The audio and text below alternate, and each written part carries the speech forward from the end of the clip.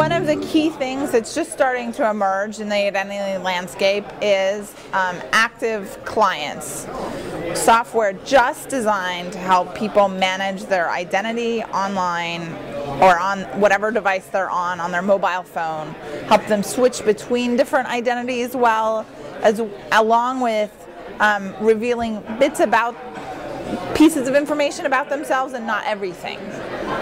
And those are new things that we haven't been able to do so far. My bank account is probably an important one if it's a monetary transaction. They don't actually care who you are. Are we abiding by the safety guidelines that we have to do to ensure that children are not getting into this website for whatever reason? On the other hand, are we only letting children in because it's like a playground and it is only appropriate for children to be playing in this space? But we don't, but you don't need to know exactly which child it is, right? Or which adult it is.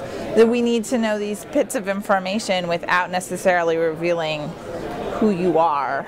So in interacting on the web, we need to have ways to share information about ourselves and not give everything away. And that contextual revealing of information is going to be key to enabling new things that haven't happened on the web before.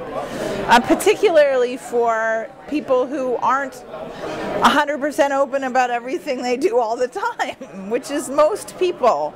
Although those of us in the digerati in San Francisco are getting more and more used to sharing more and more things. That isn't everybody. Like Dana Boyd highlighted yesterday in our talk at Supernova, teachers need to have the ability to reveal certain things to their students and be upstanding adults, and may also have a personal life where they perfectly do perfectly acceptable adult things like drink with their friends.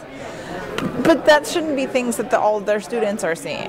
Online, we could share even like our address. We could prove that we live in a legislative district without actually saying which house that we live in. So we could, in a verified yet anonymous way, communicate to our legislators. Because they don't actually want to listen to people who don't live in their district. But how do you prove that? And we can use, there's a whole set of cryptographic tools that do all this complex math to help you share pieces of information, but not everything. And those are just starting to be productized and brought into